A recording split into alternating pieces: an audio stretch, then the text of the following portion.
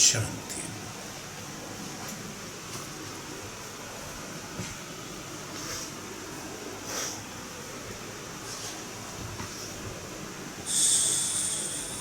So there were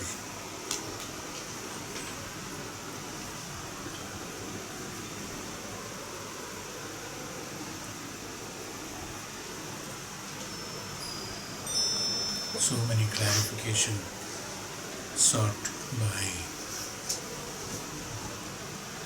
the trusted devotee of Bhagavan.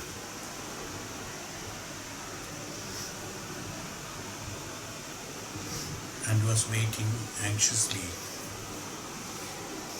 for the advice, Ashirvada from Bhagavan in guidance to those clarifications desired by him.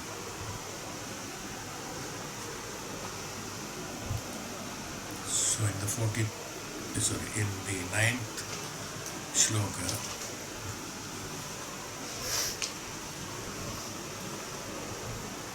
in this book,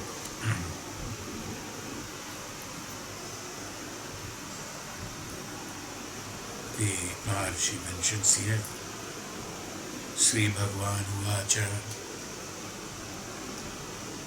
Dharma Esha Tava Prashno Naishre Sagaro Dranam Varnashramachara Vyavadam Tam Uddhava Bodhame.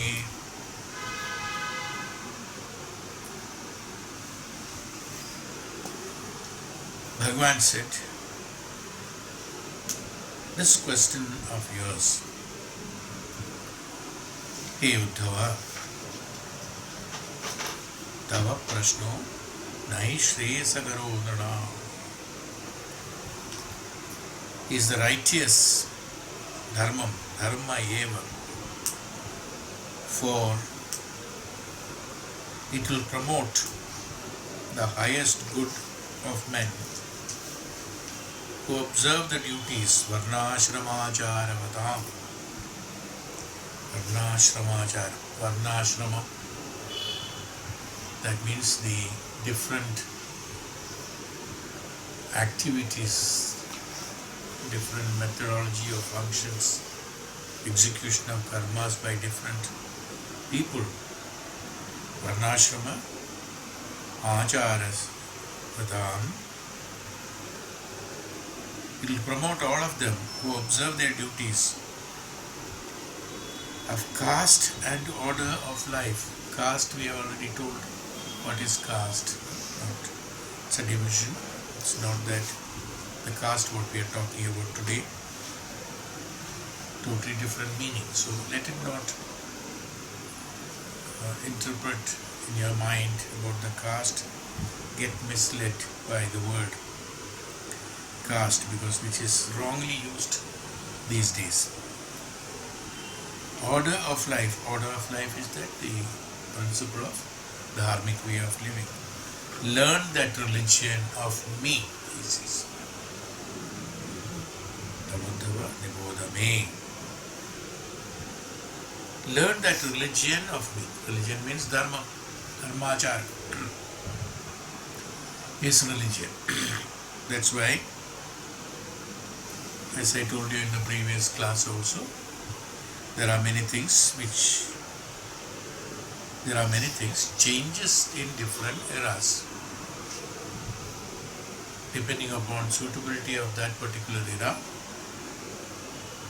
these were introduced. There are always modifications to them depending upon different eras. So here also it mentions according to that. So we must consider that this was written at a time when it was at a particular time in the Treta. So Treta and Dwapara.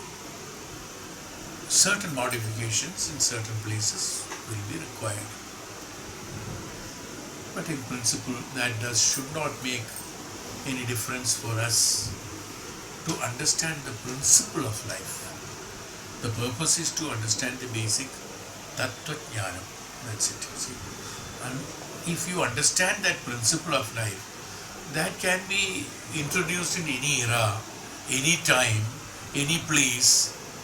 There's no place, there is no era, there is no language, there is no convenience, inconvenience.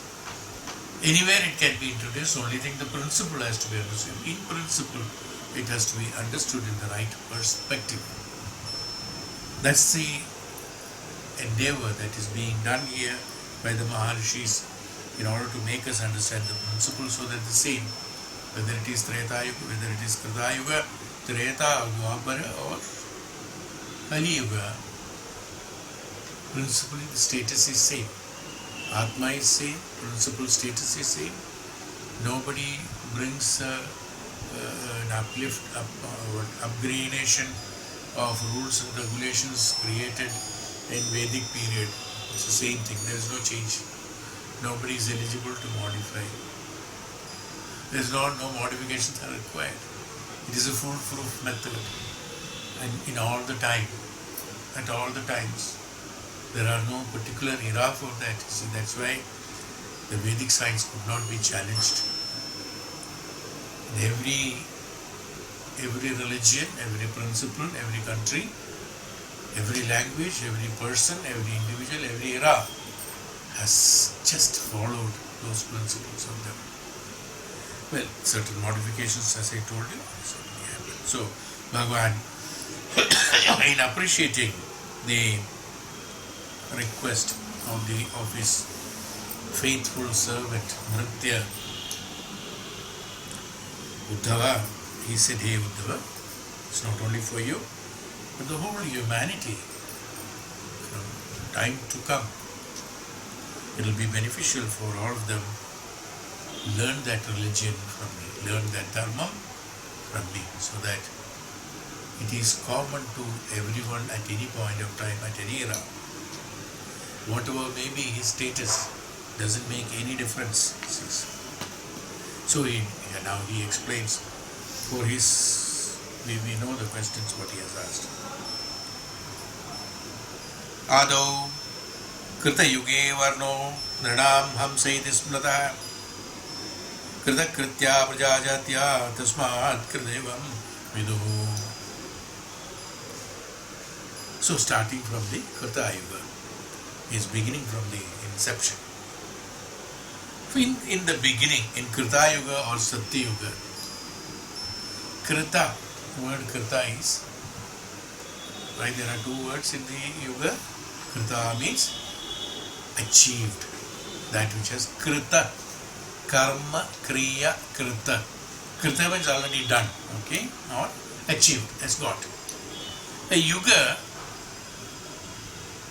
in a Yuga, just by not even thinking, that what is necessary has already achieved, is Krita. That's why it is known as also a Satya Yuga. A Satya Yuga, that which happens, only the Satya happens, only the Brahma Sakshatkaram happens there.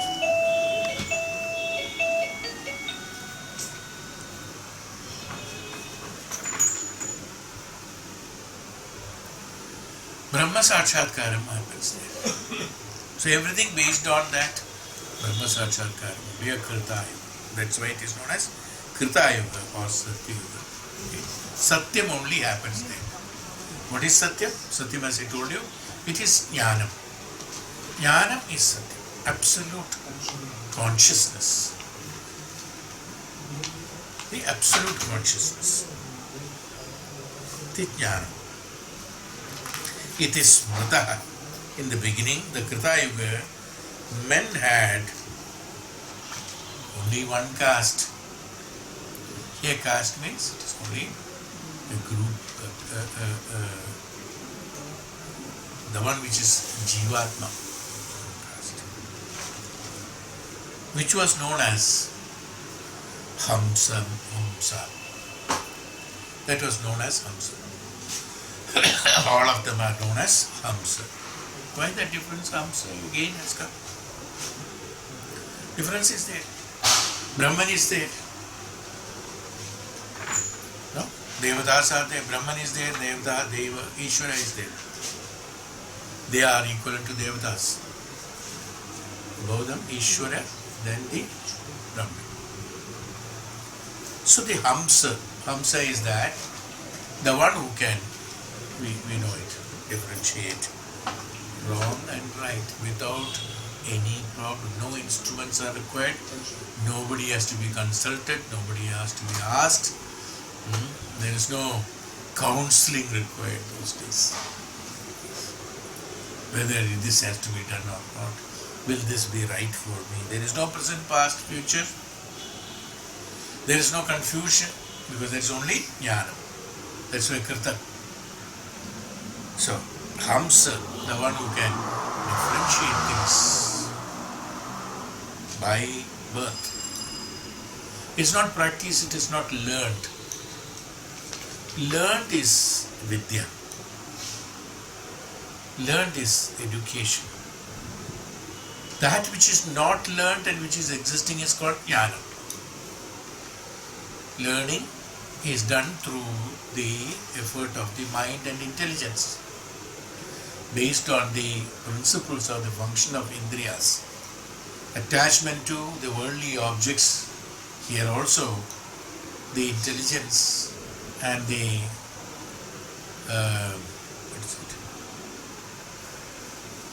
mind and intelligence and the indriyas are also based on the functions of the thoughts and functions of based on the functions of his attachment towards them. When his attachments are limited and less, his intelligence is more. His mind is more clarified. His indriyas are concentrated only in a particular manner. That's how his intelligence is higher. The practicing could be done very well. The one who has got, we all know that when you are reading, if you are thinking something else, your concentration is distorted. That distortion is taken place. That distortion is taken place because of the preoccupation of the mind. Why the preoccupation takes place? You are more interested in that particular thing than the thing what you are doing now, is why a preoccupation occupies the present karma. Why the preoccupation occupies you? Because you have got an attachment towards that. That is superb, that is supreme. I must attain that, I must attain that, I must attain that. And you are trying to do something else. Is why the concentration is distorted and the intelligence, then we say the intelligence is less, because your contemplation and perception of this particular thing, that what you are supposed to do, you are doing, which is supposed to be good, is prevented by preoccupation of your emotional attachment and desire. Why did I say that has to be emotional attachment and desire only can interfere? Can I not have bhakti and that can interfere with this Upanishad like knowledge? Can it or can it not be?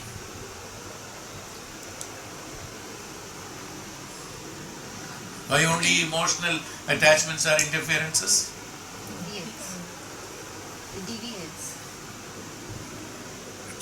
That deviation. What is the deviation?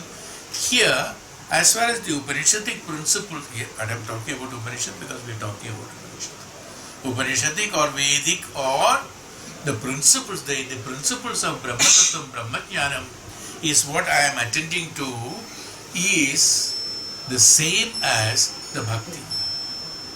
Both have the synchronization. They are not contradicting each other. They are not conflicting each other. Whereas emotional attachment and Brahmajnanam are conflicting each other, because both are pulling to other sides. This is merging together. When they are merging together, they do not become a hindrance for your succession, whereas the other attachment of emotional attachment and disturbance becomes the hindrance for the succession of the spirituality or your real nature being exposed, exploited and experienced. It's clear.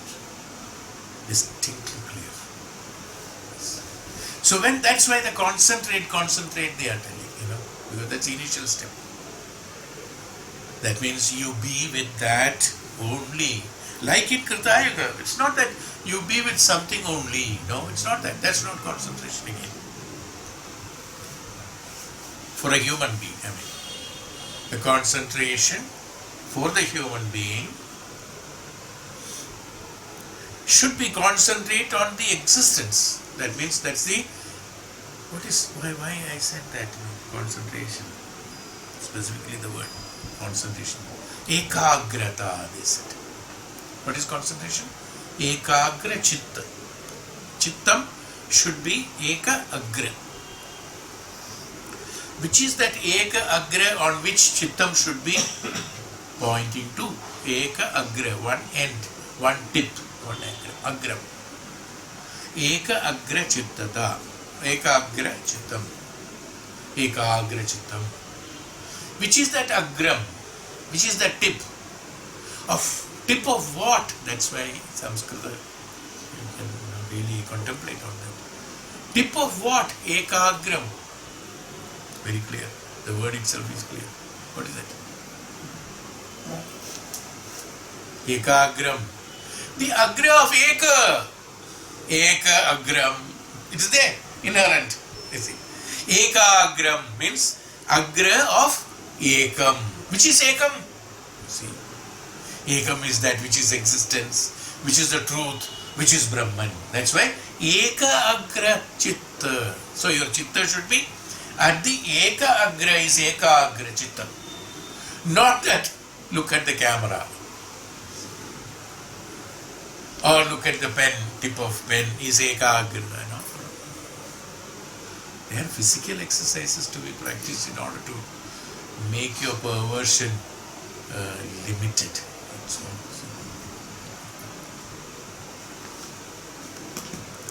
Eka agram. See the word. That's why I said these words are so supreme. One simple word. Have you ever thought of this? Eka agra chittam. What's the meaning of it? Which is inherent there. Ekam. Agra of ekam. And chitta is what? Bodham, buddhi. Bodham is also what? In ekam. So that ekam in one agra when it is in the sukshma bhava, that means veshti. In veshti when it is brought, the eka and the chittam brought in the veshti, eka agra chittam. That means in the chitta there is only Brahman, nothing other than that is called eka agra chittam. That's it, eka agra chittam. Not anything else. That eka agra chittam has been taken as an example or an example for making other things, concentrating on the glass or the book, concentrating on studies, concentrating on this, has been used only for practical purposes. Nothing wrong, it's okay. But what is the meaning of eka? Concentrating is that eka agram. Even in English also, the meaning is, you can derive it according to that. Concentrating, that means that which is not concentrated, it is in a liquid form or in a wider virat form or in a widespread form, concentrating that the whole thing into one point is again concentrated. What is that one form again? Again it will come to ekagra chitta, concentrating. Even in a liquid, a concentrated form of juice, concentrated form of this. In a juice, what happens? There is water, there is sugar, there is this, there is that. Concentrated of that, concentrate of that is that, which is the quality of that is already inherent, but it is in the veshti. It's called ekagra chitta. So what is that? Why did I say that? It is known as HAMSA. Why did I say ekagra? Well,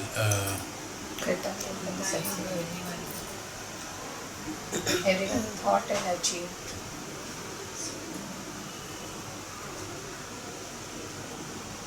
Yes, there is a contradiction. There is a conflict between the preoccupation and the present execution of what you are doing.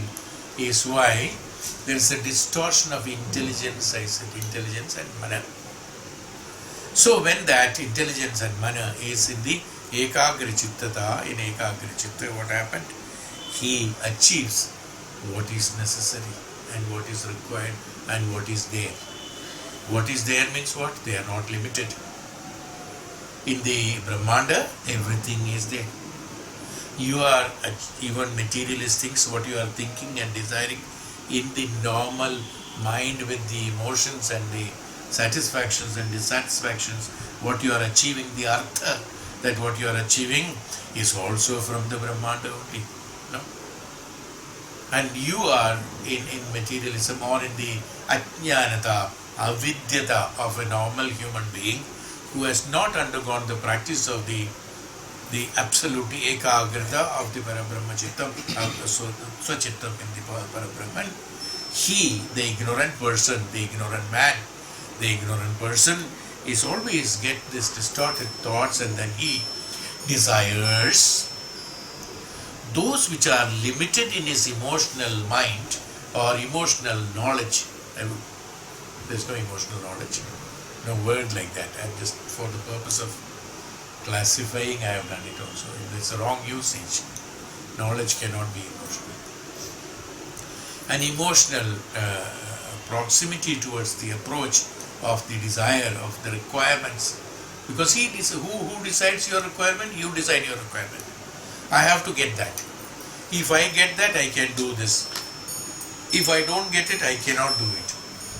These kind of desires can do it and cannot do it. And if I get that, if I don't get that, all these possibilities and permutations, combinations are all created by your emotions, by your mind and by your intellect and by your indriyas. None other than that, based on the experiences you have undergone. How much of experience you have undergone? In a human body, as I told you last time, the human body is only so small and you are so small. In this so small one speck of one, in the huge Brahmanda, how much of experience you have of Brahmanda? Insignificant. It won't be even worth mentioning it. There should be somewhere you should reach. Okay, 0.0000000001. At least up to that extent, you should be there. That's called significant. Some significance is there. Okay, at least after 10 zeros, there is one small light is there. Here, zeros only. Like Hanuman's tail, growing, is it? Why I am saying all this thing is that what is the difference between the people who are in Satyuga and the present is the purpose of explaining all this. Why it has been explained as HAMSA. HAMSA is that who could discriminate everything. How could he discriminate? How I could not discriminate.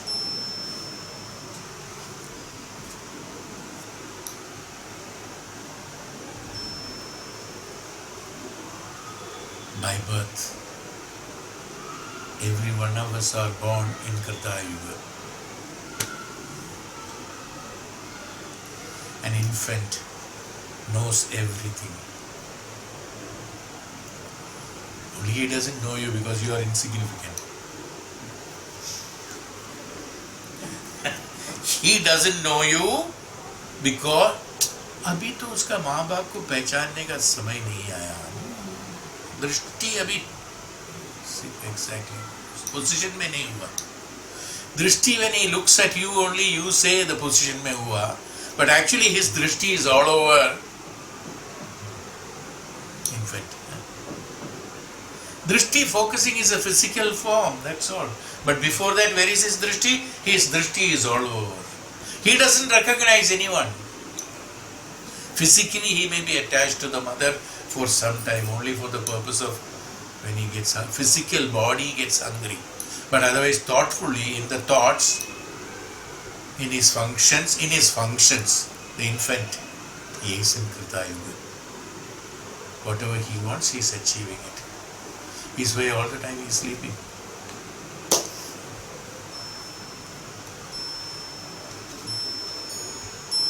But it's my explanation. Sleeping, his way all the time sleeping is not the equality.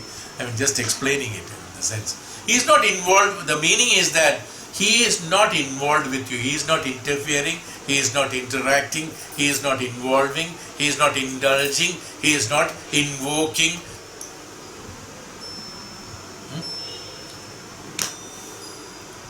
Impartial. A witness. You put him on the bed, he will sleep. You put him on the floor, he will sleep. You will put him on the water, he will sleep. You will put him on somewhere else, you sleep. Give him milk, he will drink. Give him water, he will drink. No complaints. Not associated with any of those things. You see. Growth takes place automatically. Sleeps, infancy, everyone is born. See what happens? That is the state. That is the state when he is grown up also. Now imagine. He is not dependent on anyone. Because his true individual self is Jivatma. Not dependent. Absolutely independent. Dependent only on the Brahman. That's why we also say that infants are equivalent to God. Bhagavan is a man. Why? Because he is associated with Bhagavat Sakshatkaram, Brahma Tattvam, Brahma Jnanam, HAMSA. He is HAMSA. Everybody is born as HAMSA. That's why Swami Chinmayananda said that everyone is born as Hindu, he said. Swamiji said, very true. You're all fighting. And then he told a name, that's all, but it's HAMSA. The one who is eligible to be born and execute his karma. Afterwards only you all did the baptism, depending upon your requirement. And nowadays you can also convert any way you want. After conversion, if it is not satisfied, you can also reconvert or revert. What we call that's the revert. Anything is done. Where will you do? At last, where will you reach? HAMSA. Is it not? Conversion is done by whom? Conversion is done by you. When you were born, what was it? That's why it is known as conversion. That's why it is known as baptism. Yes. That's why it is known as this, that. There are names for that. But as soon as you are born, what is the name for that?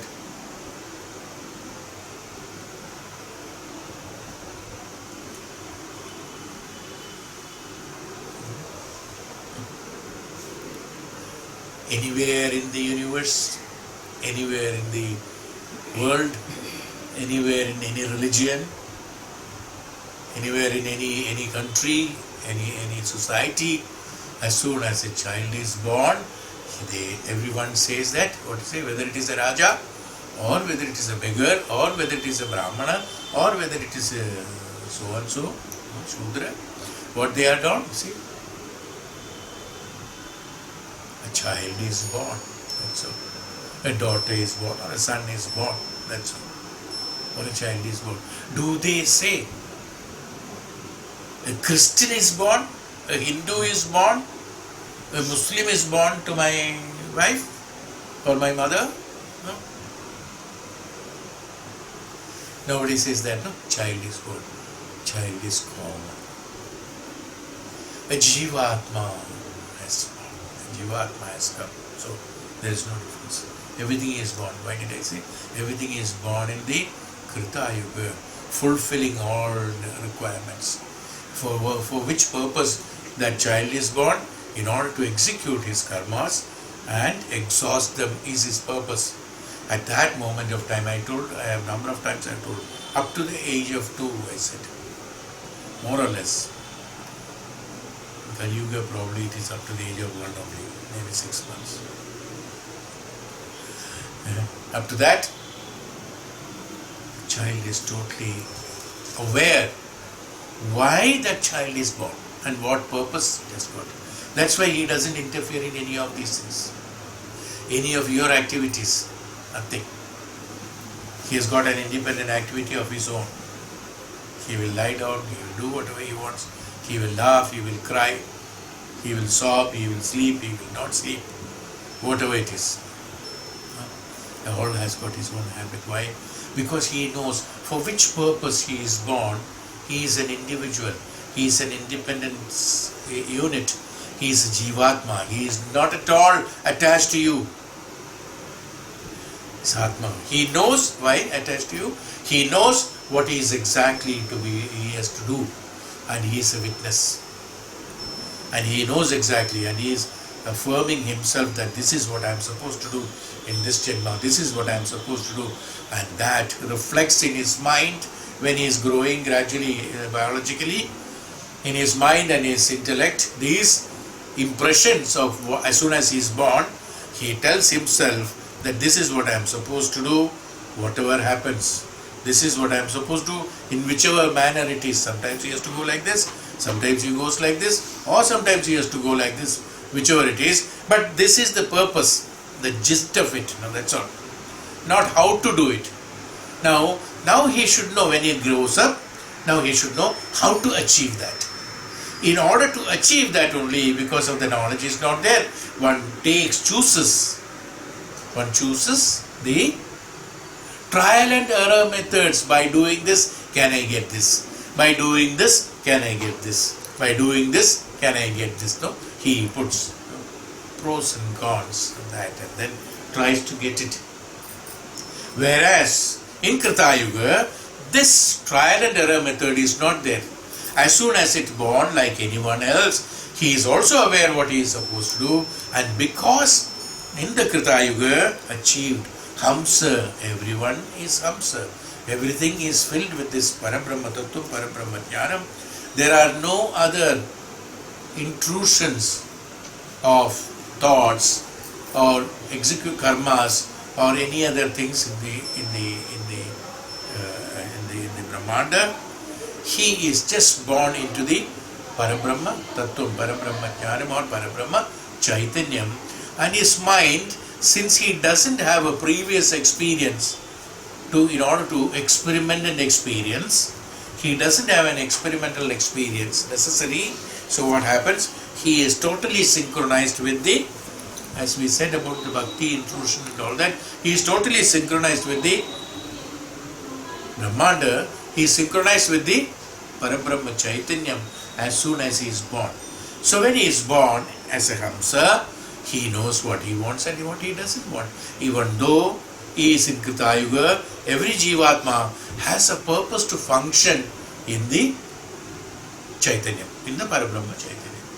This particular awareness automatically comes to that Jivatma, and as soon as he knows about it, he achieves it, because no other intrusion is there in order to create distortion of his thoughts. So the desires are those which are environmentally influencing you due to your karma. Is that called desire, is it not? So there in the Chaitanyam, in the Krita Yuga, in the Chaitanyam, the environmental desires are those which are only Chaitanyam. So that what is necessary for that Jivatma is only brought into his thoughts, because that will be his experience. So automatically what happens? He has the capacity of the HAMSA, of discrimination of how it should be done, why it should be done, where it should be done. That's all, nothing else. There is no contradictions, there is no conflict, there is no doubts, or there are no options. None of them are there. This is to be done like this. Finished. That's all. How beautiful it is. This is Krita Yuga. Achieved already. By thinking itself, he has already achieved it, because he knows exactly what he is doing. He knows exactly what he has got after that. So that's why it is known as Krita Yuga or Satya Yuga. Naturally the Satyam, because it is Satya Yuga, because that what he does and what he thinks is only Satyam. Synchronizing with the Parabrahma, Jnanam, Parabrahma Chaitanyam, Parabrahma Tattvam is why which we know as HAMSA. People attain the consummation of their desires from their very birth. From the very birth, everyone knows what is supposed. Hence, the age was called Krita, achieved Yuga. That era was called achieved Krita Yuga, achieved it. Here, what happens? Why this is not happening to us, even though as we are born as in Krita Yuga, according to status of mind? Why? Because the moment you are growing, you are facing with thousands of various different situations. Parents are telling you, come on, sleep, I will sing a song, lullaby, but sleep. You are not even allowing him to sleep when he wants. You will sing, you will coax, you will. After getting fed up of your song, he sleeps.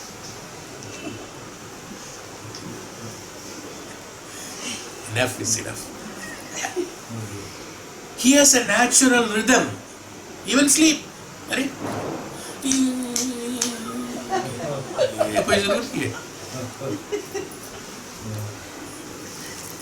No. An infant. Okay.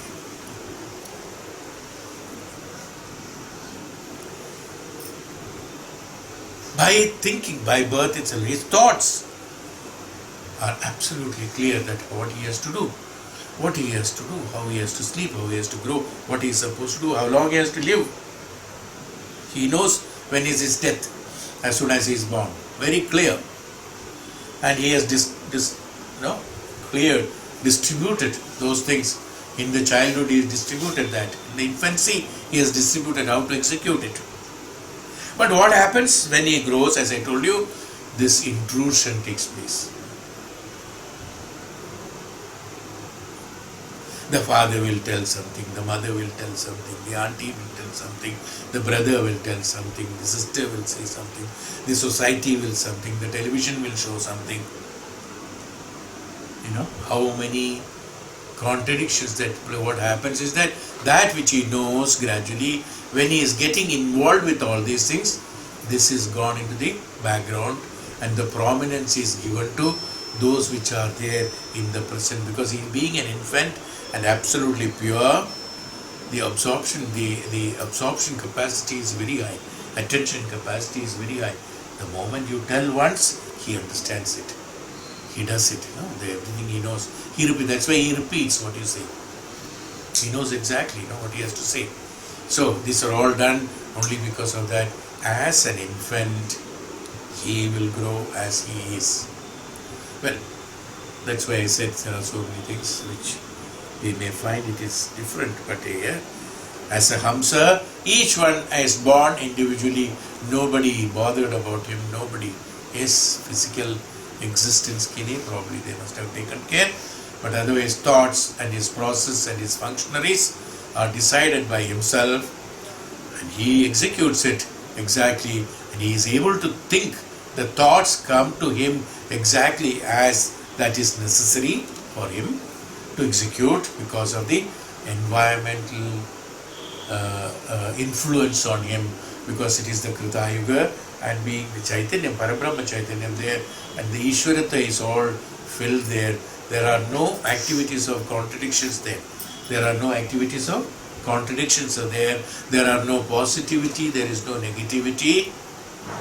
No positivities, no negativities, only Chaitanyam is there and execution is there. Is why it is known as Krita Yuga. Yes, and gradually what happened? By execution of this I have explained earlier also, I think. So in the Krita Yuga, when you are executing, during the execution what happens? Constantly executing for thousands of years. Krita Yuga is not for 1 or 2 years. It is 2,50,000 years. So when it is 250,000 years, when it is gradually functioning, what happened? Gradually, birth by birth, little bit of attraction and attachment towards the environmentals and the ideas and opinions, result-oriented karmas have crept into him, and how gradually the changes have taken place. The deterioration of the Shakti of HAMSA has reduced by the time he has come to the next yuga, which is known as Treta. Getting it? This is why it is known as achieved yuga. So, hey Uddhava, that was the status of it. When the Krita yuga comes, after the pralaya, after Kali, then pralaya, then the Krita yuga begins. Is there any experience left? Pralaya, after pralaya. Pralayam in the sense is not pralaya of anything.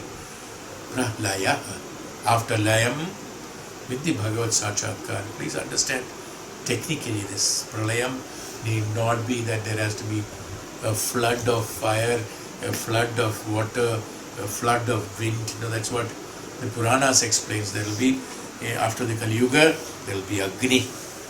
Everything will be burnt. Everything will be into the ocean. Everything will be water. No, it's not like that. It's not like that. It's not based on the bhutas. They will be utilizing bhutas in Bhagavatam and other things. They have mentioned that everything has gone, and only with a boat, 4 people, 4 saints, Bhagavan, and some seeds of each and everything. From everything, the best of seeds have been collected and they have brought. What does it mean actually? Not from the best of mango tree that is available from there after eating. After the eating mango, the seed is kept for Krita. It's not like that. Well, this is necessary for explaining like that. Each best of the seeds, it is written in Purana, best of the seeds, best of animals, best of human, the Maharshi, Tapasvi, and best of everything, each and everything, best of poison. Everything is, the samples are kept, and then it was taken to that, and the Maharshi has given the responsibility of putting this one mango tree from one mango tree, other mango trees. Please understand the principle, Tattvam, Brahmajnana, Layam. After the Kali Yuga, after a lot of atrocities, let us call it. Why we call it as atrocities? They are totally against the Brahma Tattva. Is why we call it as atrocities. They are totally against the Brahma Tattva, opposite to Brahma Tattva, Brahmajnana, and existence, and also Prakriti. They violates all the Prakriti Niyama. At one point of time, when they violate all the Prakriti Niyama, what happens? When there is no synchronization, there has to be destruction. Like death happens to the Sharira, there has to be destruction. When it is destroyed, when all the other atrocities are destroyed, not that everything is destroyed, there are still people, some people are there who are still sitting in the Brahma Sakshakaram and Brahmajnanam. What is it? The best of seeds of human being. Same way, Layam. When he becomes what happens? Those atrocities have all passed off, and when Layam has taken place, into the Brahmanda, in the Parabrahman, automatically the total environment changes. Due to atrocities, everything gets destroyed. Then due to Layam, after the Layam has taken place, because of the Tapobala and of those people who are left, that's why the best of the seeds we said. Due to the Tapobala, the Srishti automatically begins. Automatically begins in the sense, the seeds which are there, or those things are there, when it was destroyed and when destruction has taken place, and thousands of years in between the Kali Yuga and the next Treta is spent barren. Everything is absolute void. Nothing will be there. Only these tapasvis are there.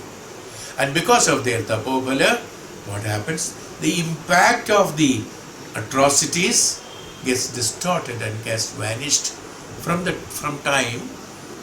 That gets vanished from the surface of the atmosphere, surface of earth, surface of vayu, surface of jala, surface of this thing gets dissolved. Is it not? Any dirt you put in the water, they all have to get, they won't get diluted in the sense.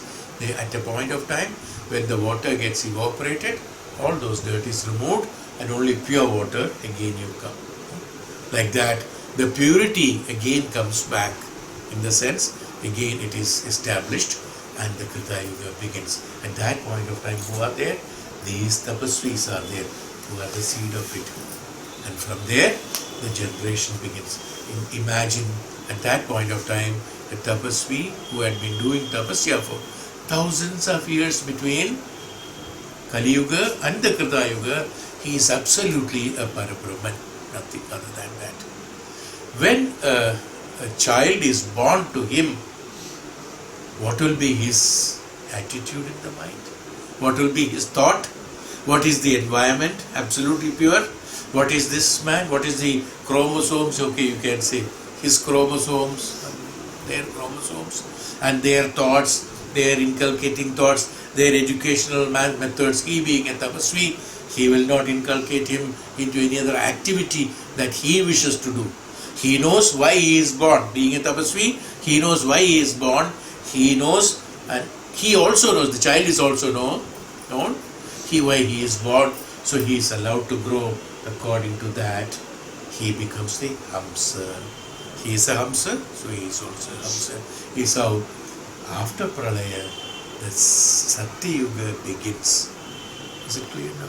Anyway, think that after Pralaya, how can there be good people in it? What are the seeds, no good ones and all that? The good ones are left out from the Prithvi, from those at the Pralayam. Those good ones are left out in the sense, not that they are kept aside in quarantine and given only vitamins and injections. No, not like that. What is that? Atrocities are vanished.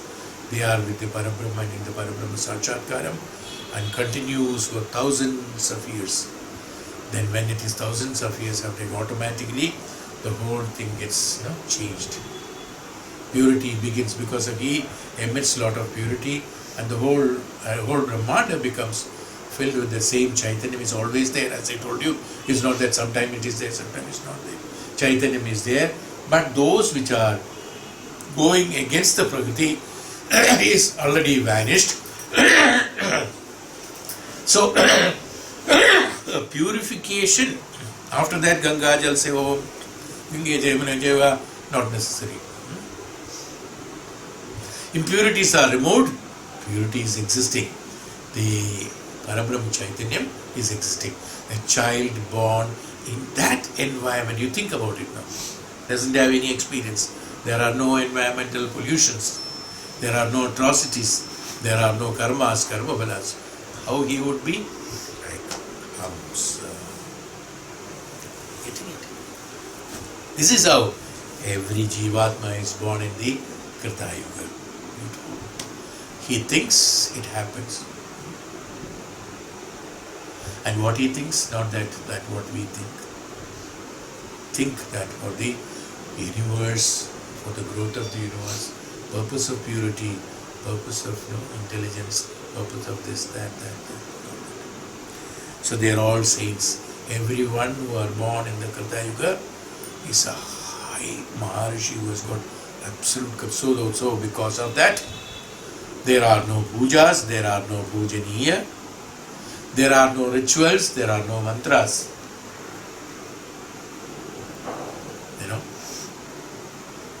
There's nothing.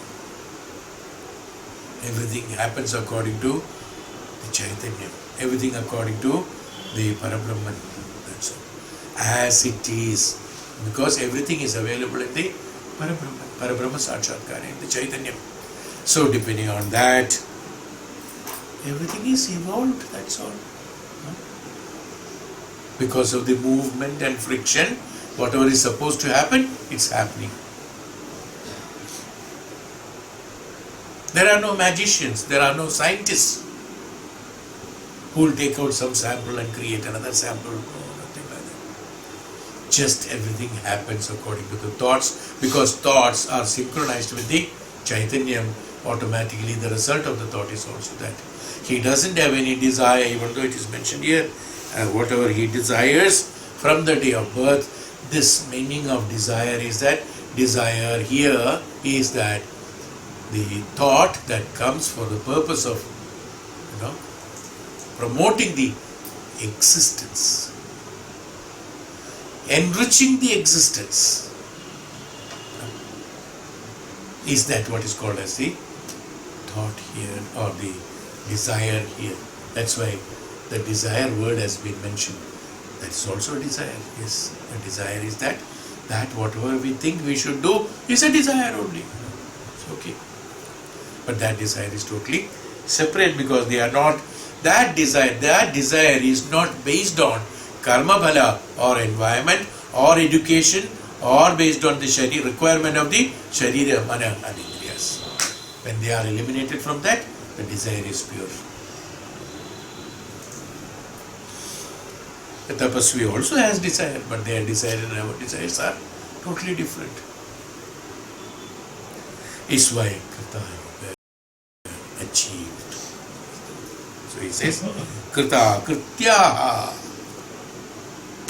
So that Krita Krityaha Praja Jatya Tasmat Krita Yugam Vidu. Everything is knowledge.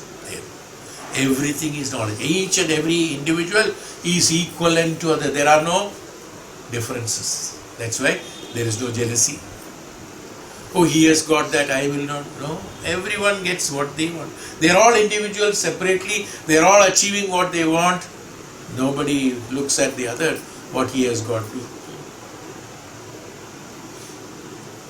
Hey, show me what you got from that dukan. Oh, that fellow charged me 10 rupees more. The quality you got cheaper, and your quality is better.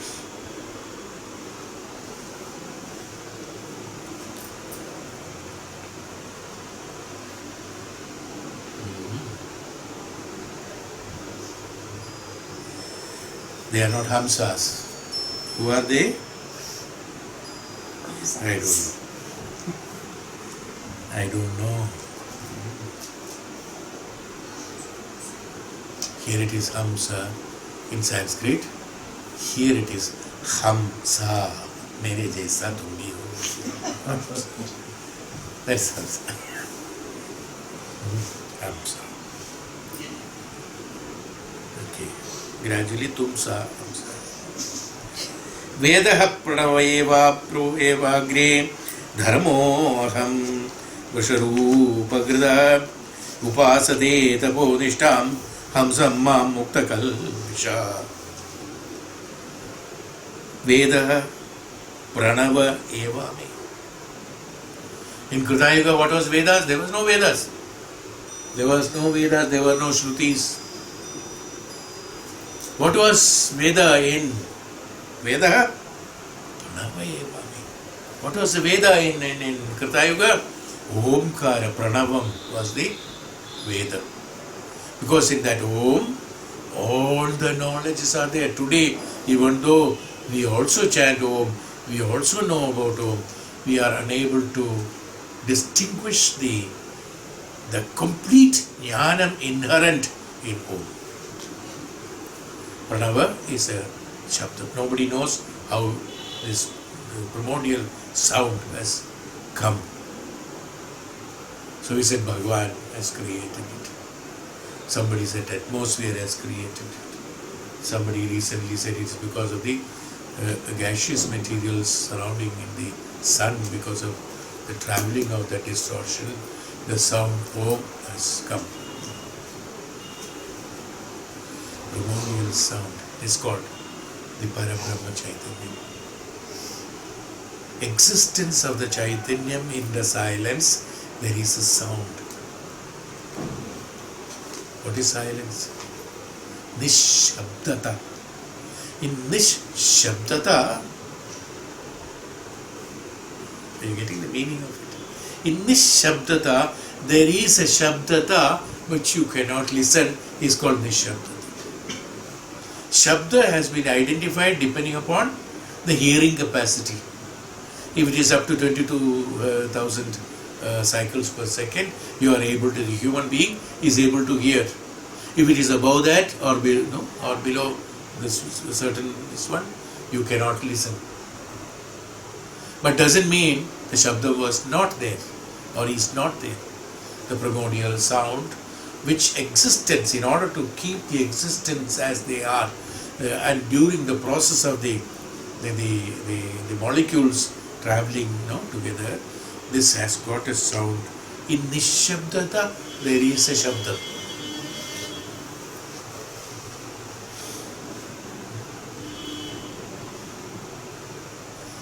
When you don't listen any Shabda which is identified by the ear, which is promoted by a certain volume, we call it as Shabda. When it is absolute silence, no Shabda at all. This you can't experience in the cities and towns and all that. You have to go to the hills. You have to go to places where that, then you can listen, you can hear the Shabdata. In fact, I wanted to make you experience this in the Shabdata. I was telling her, Krita, one day she came, I was telling her what I was supposed to. Nishabdata I would make you experience. What is Nishabdata? You can hear Nishabdata. You can experience Nishabdata. You can go into that Nishabdata silence. Your Shabdata can be transformed into that Nishabdata of that loneliness. That's what is called loneliness. Aloneness. Loneliness. So, one is aloneness, one is loneliness. Aloneness, what I am talking about. That aloneness. In aloneness, you can listen to Nishabdata. That silence can be experienced. In that Nishabdata is created by Omkara. And all the knowledges prevalent in Vedas, they are all in the Omkara. So, Veda, how it is that we can talk? There are methodologies. Aoma. Again, these syllables were not taught and learnt at that point of time, which was there that this primordial sound used to be there. Now what happens is that in the Krita Yuga, the ability of Hamsas were able to listen to this Om in that Nishabdata. When they listened to this Om, they concentrated on the Om, and when they concentrated on Om, he being a Hamsa, because he was born in the Chaitanyam, and he is a Chaitanyam, he being Chaitanyam, his inherent primordial sound is also Om, because he is also Om, and in the atmosphere also Om, so he synchronizes himself with the Om that he is listening. Getting it? When he synchronizes himself with the Om, what happens? He and the Om becomes one.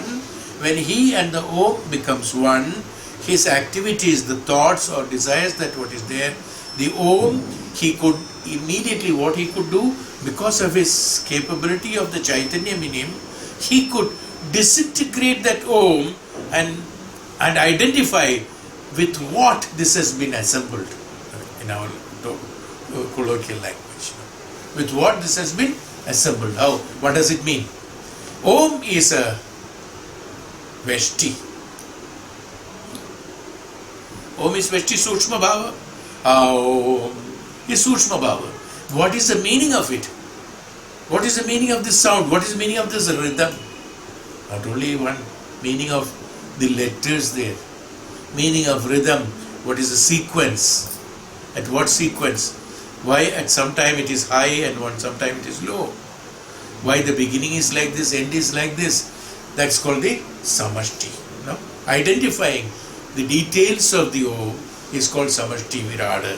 So what he does, because he has the capacity to expand this Om, being in the Chaitanyam, he expands this Om, the sound, which is in silence, with the capability of silence. He expands his Om and dilutes this Om in silence, and from silence he derives the meanings of Om, is how the Vedas have come. All the principles are inherent in Omkara. Is how the Vedas, that's why it is known as Shruti. What is meant Shruti? Shruti means listening, is it not? That means there has to be, some sound has to be there. From that only Shruti could be heard. What is the Shruti? Shruti is that from that Virad Om, part by part, when that sound is being analyzed through silence, he listens part by part. When he listened part by part, that he remembered, wrote or memorized, this is called the Veda with, which is known as the Jnanam of the Chaitanya, Jnanam of the Brahman. Brahman is Jnanam, Jnanam is Brahman. Because this is exactly the sound replica of the existence of Brahman. Converted into, transformed into the sound.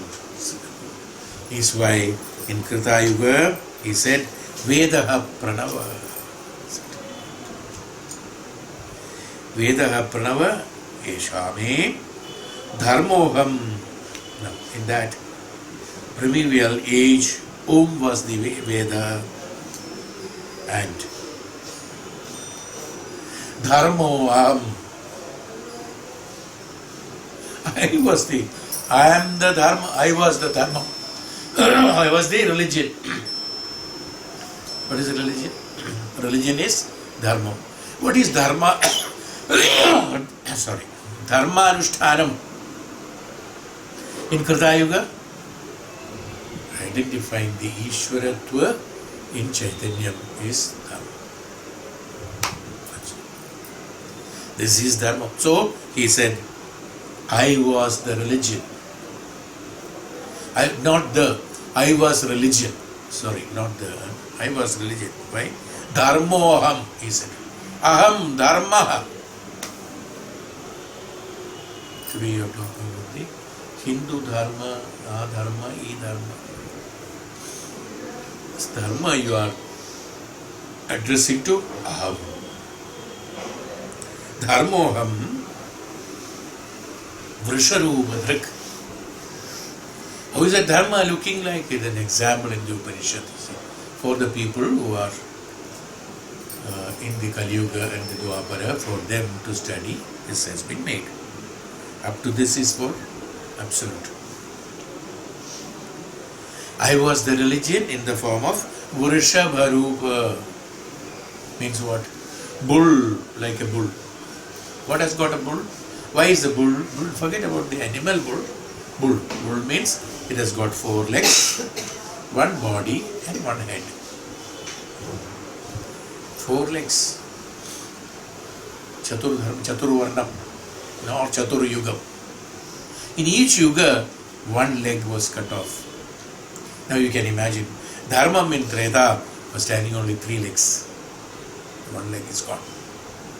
In the Dwapara, only 2. So you can imagine how the bull with the 2 legs standing. And in Kali, that's why these Russians are learning that Ballet. Ballet. Vrishabharubena Kali Yuge.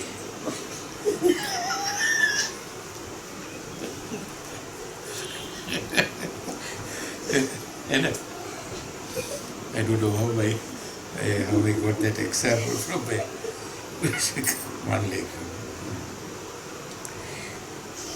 But the people at that age who were pure and given to contemplation used to reflect on me. Reflect in the sense the pure one, reflect on me.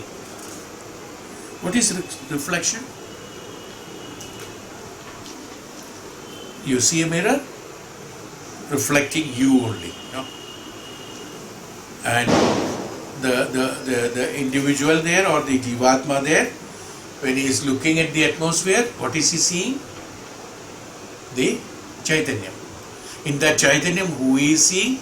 Reflecting himself. No? That's why the reflection. And who is the Chaitanya? Chaitanya means again Ishwaratva. I, Dharmo, Aham Dharma, Ishwaratva is there. When you look at the atmosphere, it is reflecting the Ishwaratva in him only. There is nothing else. So therefore, there was no external pujas, or there were no external rituals, nothing. Because the moment you open with the concentration or with the contemplation process, the moment you decide to contemplate and then see, you are seeing yourself, or you are seeing Parabrahman. You are Parabrahman because a part of you. You are reflecting yourself. When you are reflecting, you see that it is Parabrahman only. It is Ishwaratva only. That's why he said, Dharmoham, I am the Dharma. And reflecting on me, people who are, where am I? People who are there, they are reflecting on me. Bull, he has given this specification. Bull means the four legs of the bull signify that religion was then intact, because all the Chatur Yugas, Chatur Varnas. Religion means Dharma. Dharma means what? Ishwaratva. You have to keep all this in mind. Dharma was equal, Dharma means Chatur. Dharma was Ishwaratvam, and Ishwaratvam was proper. So therefore, in Chatur, in the Krita Yuga, there were four legs to that bull. The bull is a complete Dharma. Okay? And that was supported by four legs. In each succeeding Yuga, it lost a quarter. So the four was complete. In Treta, there was 3/4.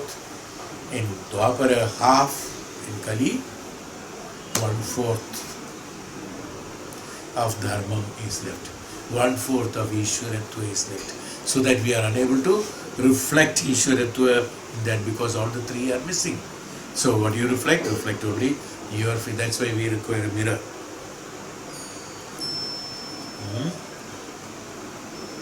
And in the mirror, Bhagavan is also not reflecting. You are only reflecting.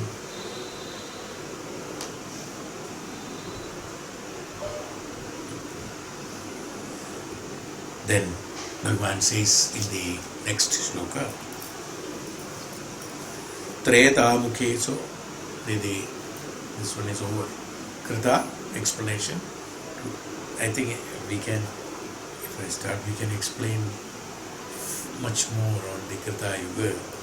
But I think now let us go to Treta. Krita Yuga is again a blessing actually. No? Krita Yuga is again a status. It is not an era of period 2001 to 2016 is called Krita Yuga. It's an year. It is not like that. A Tapasvi, a Maharshi, I think this I have told you long ago. A Maharshi or Tapasvi, when he is in the Parabrahma Sakshatkara, he is in Krita Yuga. It's a status of mind. As I told you, time has been decided by you. If the time has been decided by you for the convenience of you, the Yugas also have been decided by you. What is Yuga? Periods, era has been deteriorated. The deterioration has been decided by you. The time has been decided by you. The traveling from Krita Yuga to Treta, or Treta to Dwapara, Dwapara to Kali also has been decided by you, by your karmas. As you have got the dukkha, kashta and problems, I mean dukkha and kashta, because of your karma, you see, same way, the yuga also has changed from the Krita to the Kali. It's also due to the karma phala, that's all. Each janma, when it is taken, number of janmas, because it took number of years, 250,000 years 2,75,000, 2,75,000, like that. It starts from 1,50,000 to the 4,50,000 in the Kali Yuga. Because there purification was less only, it was necessary, so 1 lakh. Here it is 4,50,000 necessary because from Kali Yuga to Laya it has to take so much. The complete destruction has to take place. Absolute abnormalities have to be removed and normalities have to be established. So what happened? So all these are time, all because of the karma phala. So in Treta what happened? So in Treta what happened? At the beginning of the Treta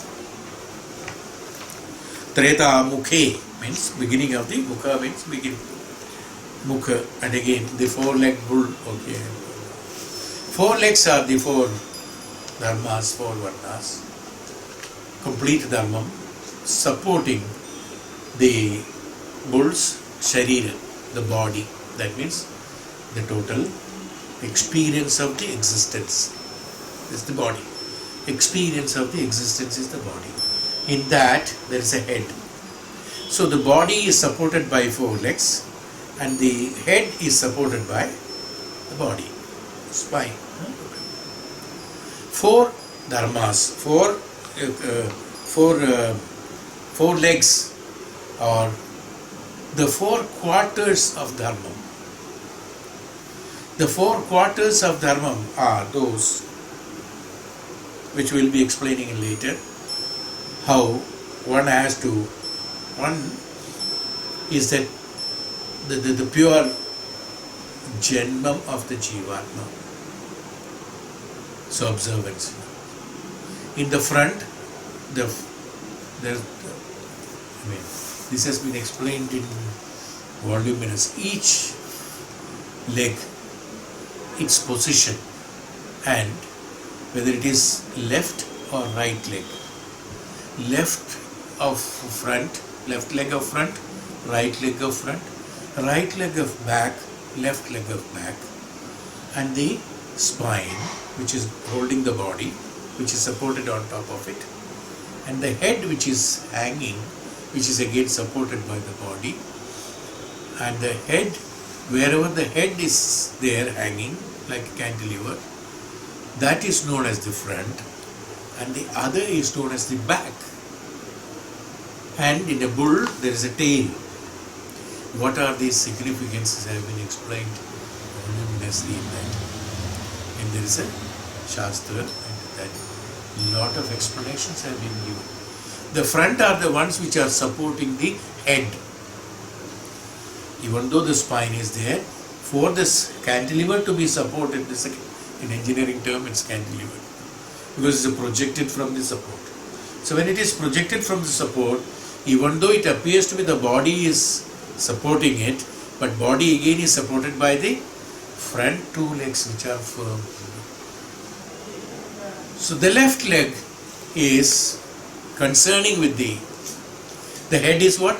Head is again the tattva jnanam, which consisting of the capacity to contemplate, capacity to generate energy, capacity to program, capacity to execute that what is one is thinking. Yes, and also the head is also for providing energy for all this. That's a source of energy. Not source, path of energy to collect it from the source, which is called the atmosphere or which is called the chaitanya. That chaitanya is drawn through the head of the bull and is transmitted to the spine and to the legs. Even though the legs are supporting, chaitanya is transmitted to the legs through the head. Head is the brain, so that is being projected. That's being projected from the extended from the legs, and also the feed, eating for the purpose of energy, keeping up the spine and the legs stronger. Okay. It can be called as eating food and things like that. Taking breath, air, pranavayu for the sustenance. These are all done by we all know that what it is. These are all done by the head. For us also it's the same thing. When it is all done by that, supporting of the dharmam of the front two legs are to see that this support is not lost so that the head doesn't hang down. It has to be kept high. When it is kept high, the sahasra is on top and it can absorb the energy into it and can submit it. So that's called the food for the dharma. Food for the dharma is what? Chaitanya. This chaitanya can be absorbed through the head when head is lifted up. Through the head, sahasra chakra, or the energy and the air and all those things are energy. They are all converted into the form of energy to do that. Okay. Now this should be always steady. When it is sagged down, what happens? The intake will become obstructed. See? When there is not enough support, this will sag down invariably. Am I right? To keep up that, who are supporting? The front two legs are supporting. So the left leg is the dharmam of the left brain. Right leg is the dharma of the right brain. The left brain is that which is known as activities. Right brain is known as the spiritual upliftment. Spirituality and activity should be equal in order to support the head, which is the creator of all the source of energy for the function of all the four legs, all the body and all the head.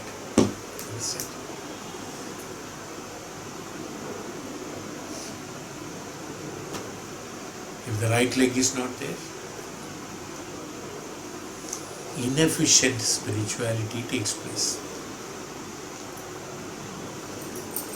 The first one to go was the right leg. That's also written how it gets lost, which way. So what happened? Invocation has started in Treta Yuga. Because the HAMSA capacity was not there, they are unable to identify what exactly it is in the Chaitanya is not very clear. So after so many years, lakhs of years, when Treta Yuga came, they lost the right leg. The right brain or the right function is finished. Now what happens? Now he has done increase the activity in order to compensate the right leg.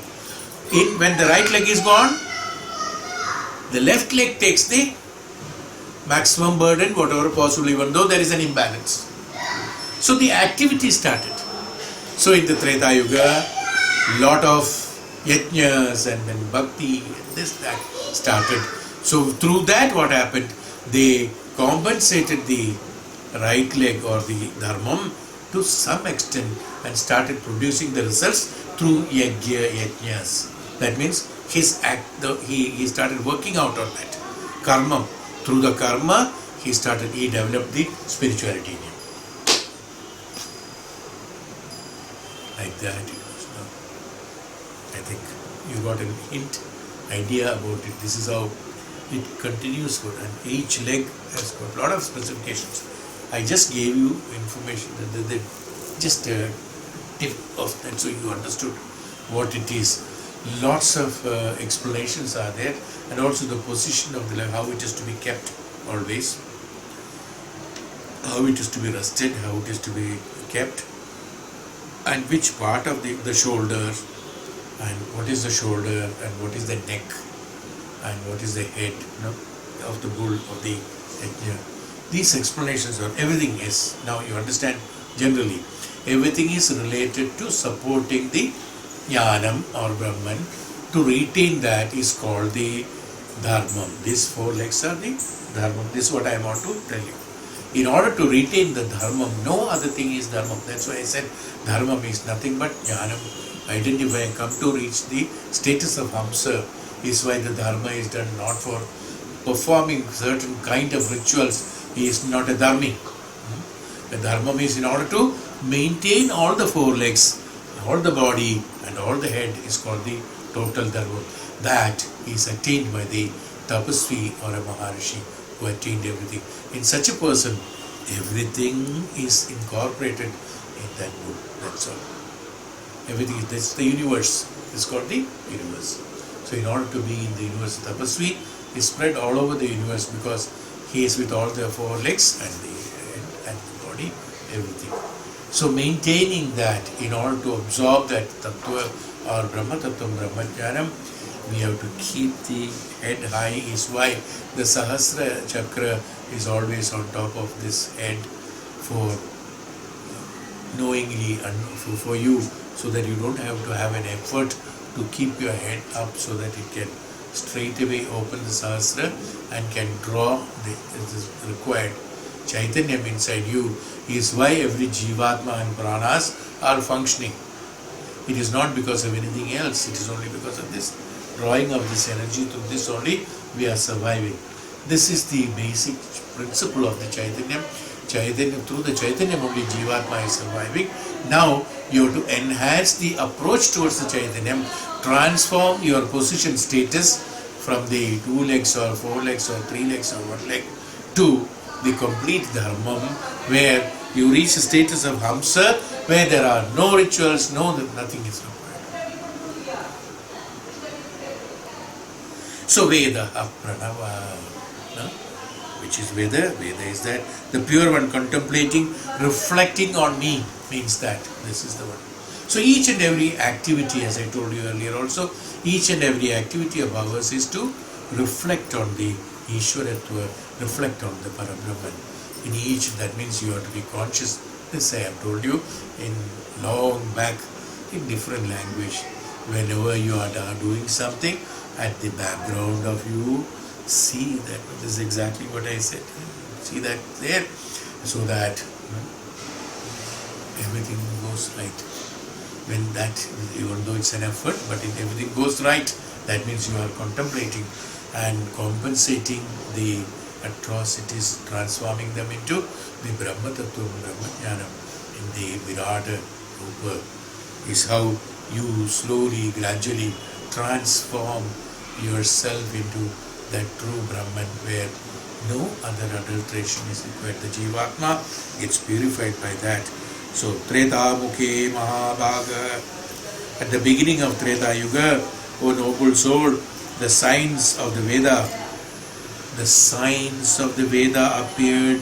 Now he says, Treta, we have started Treta. I went back to the Krita Yuga, because Krita Yuga is beautiful to explain, no problems. Complications have come only now. There is no problem. Just thought, transported yourself to that place. When you didn't want, come back.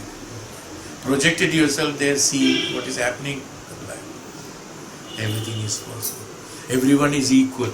Everyone could do that. So there is no question of one is efficient, one is not efficient, nothing like that. So this all could be done. All the transformation. Treta Yuga could see what will happen after 4 plus 2 plus 6 plus 2, 8, 10 lakhs of years, human years. After 10 lakhs of human years, what will happen? This person who is in Krita Yuga could see. They have seen the Kali Yuga. They know what will happen, because they are everywhere. There is no time for them. There is no Kala, there is no Samaya, there is no distance. Everything is, when everywhere it is Chaitanyam, where do you have to travel? What is space? Everything is same. Every desire is fulfilled. Everything that you thought is happened. Krita. Then comes to Treta. Again I am going back to Treta. Treta Mukhe Mahabhaga Prananme Hridayatai Vidya Pradurabhutasya Amasam Trivinmatstra. At the beginning of Treta Yuga, a noble soul, specifically, Mahabhaga, Treta, noble soul, the signs of Veda appeared from my heart.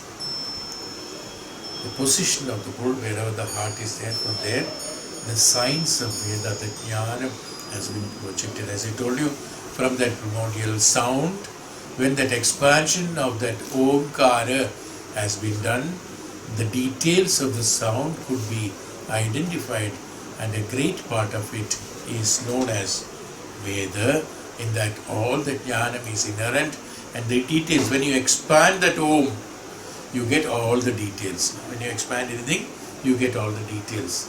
Same way, when you expanded that Om, all the details could be achieved and appear that where it has started from, position. He has positioned it on his head, then body, heart, then the lower back, thighs and the legs.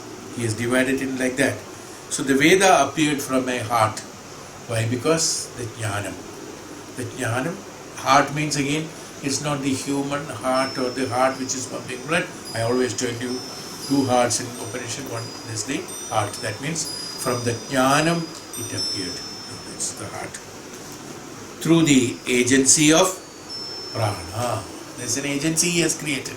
How to transmit this Veda? Nobody will understand.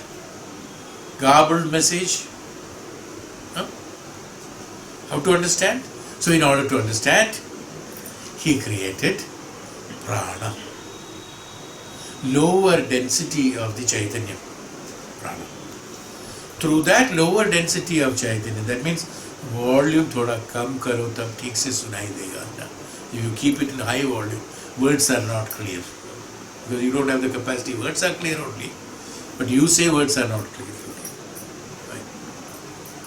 So, volume thoda kam karne se transmission is better. Fine. So the agency, that's why he called it as an agency. Prana is an intermediary to transport the Veda Jnanam into the other system. Out of that, I became the sacrifice which is threefold adjunct. The I is the sacrifice. Who is that I? Ishvara. What is a threefold sacrifice? Threefold adjunct are there. There are three different priests. In the Puranas it is written, or in the Veda also it is written. Hota, Adhvaryu and Udgata. These are the three. You remember this we have learned. We have in the Chandogya, somewhere, Udgata. So these three are these are the performers of the, in Treta, as I told you, yajnas and things like that. The performers are there. There has to be a performer. The performer should be a Kritayugi. The performer has to be a Kritayugi. Then only he can perform. So he, being knowing it, even though he knows about it, he is aware of it. He is a HAMSA himself. But the other man who is there wanting to have the benefit of it, he is unable to understand him. So he has to transmit it through the prana and the material sound, the sound of the Omkara, the expansion of the Omkara, and the Tattvas and the Vedas, and the Veda Tattva, which is appearing from the Jnanam.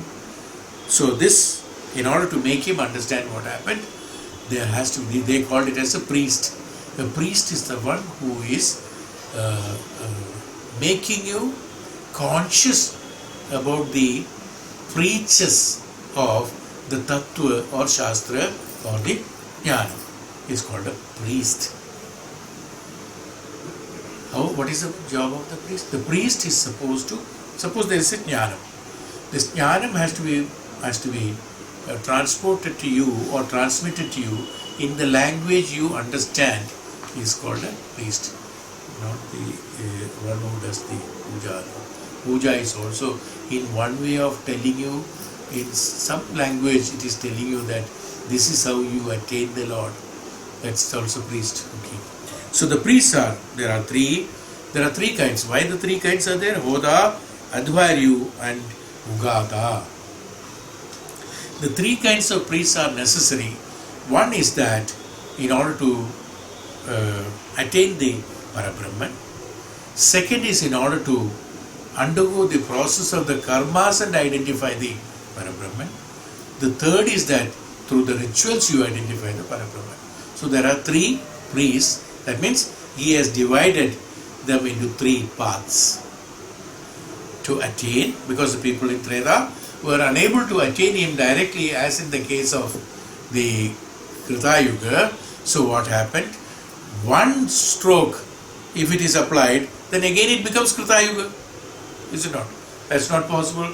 So this knowledge or the capability of that individuals who could do the HAMSA Jnanam by birth itself, since they were unable to do it, how to make these people understand? Because they have travelled so many janmas, number of 1,50,000 years in that, so many janmas have passed. So by the time their absorption capacity, understanding capacity, the perseverance capacity and the steadfastness and the ekagrita are all reduced from the Krita Yuga. So how to bring them to that? So in one go it is not possible.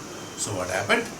Bhagavan decided to produce the jnanam from his heart in the sense from the jnanam.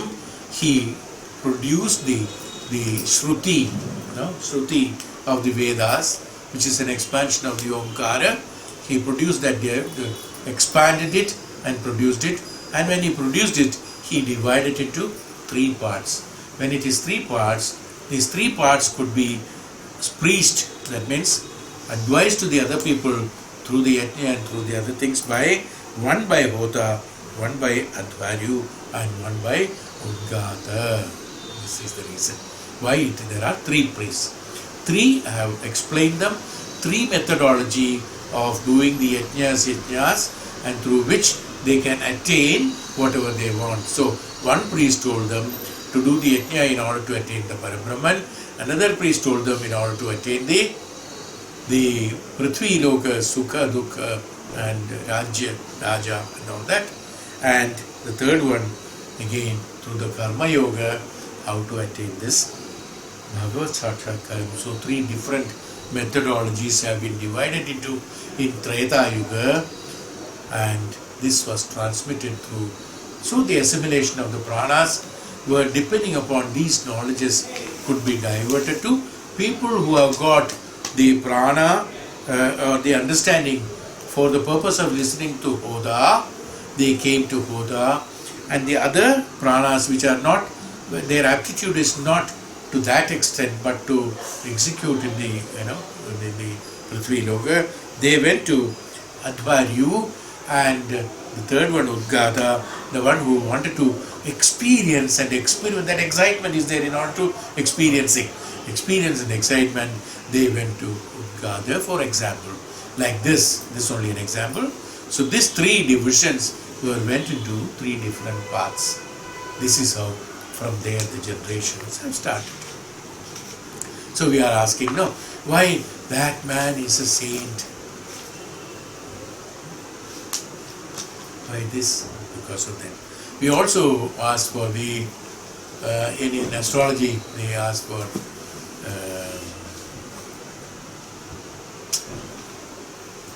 what do you say, when you go to puja, your gotra is asked.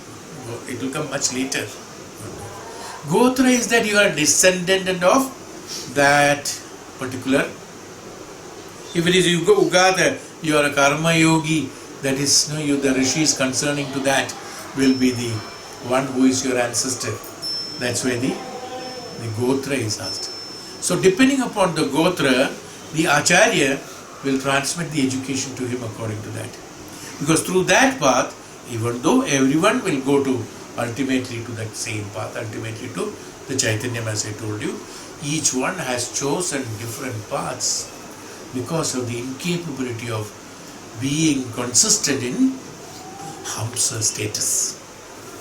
If you can attain that HAMSA status consistently by perseverance and perception, you will be in a position to be at Krita Yuga, being in the so-called Kali Yuga. By status. They are the ones who are the incarnations and gurus. That's why they are known as equivalent to gods.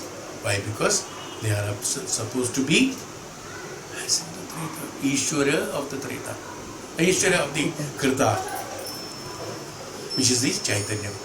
It's a split of a Chaitanya. It is a part of a Chaitanya. It's a mass of a Chaitanya, which being transmitted to you, like I'm telling you so many examples, like a bull's example and all that. So Bodha and Advaryu and Udgata has explained in different ways for the people to, like that in the Dwapara, Bhagavan Krishna explained Arjuna in many ways. Through a war, he has explained the moksha.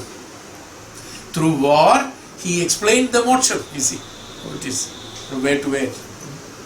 And in Ramayana, the early stages of the Dwapara, that means second pada of the Dwapara. This is the fourth pada of the Dwapara, the Mahabharata. Second pada of the Dwapara is the one when it has happened, Bhagavan Ram's,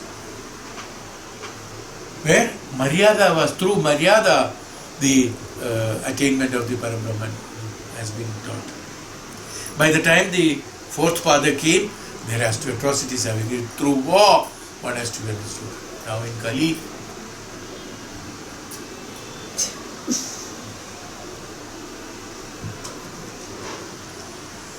this is how the threefold of unchecked. Are you getting bored? Too much?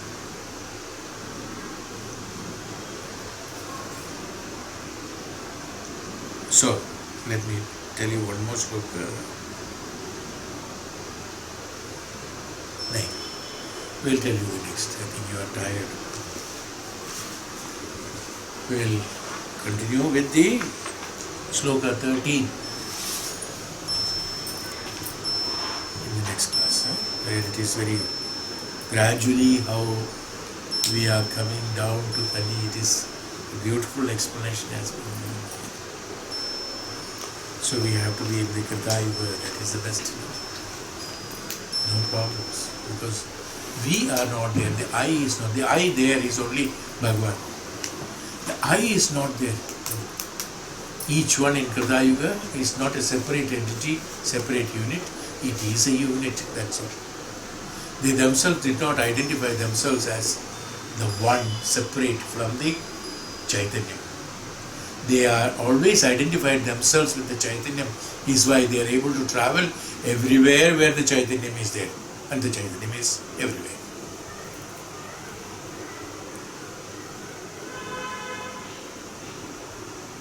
To be that is the purpose of knowing all this, meditating on this, reaching there. This is what the transmission I wanted to do.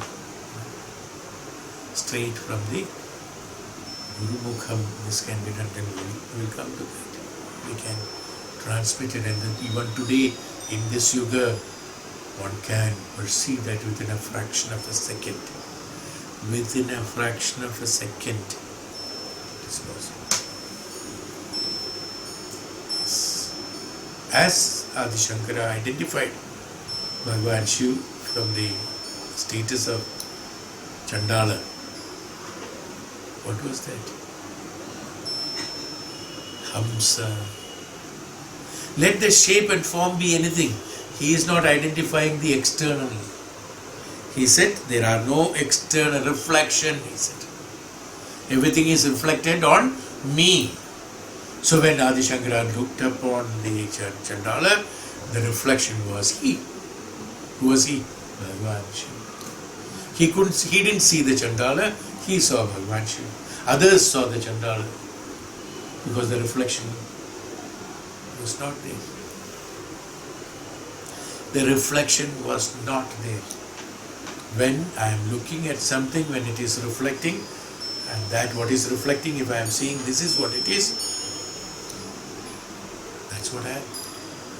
The reflection can happen only here in the Vedanta, or in this case, the reflection means reflection can only that which can reflect, which is there, which is called Chaitanya. Nothing else can reflect. That only is the mirror. Why? Because that is the only mirror that reflects the exact truth of you.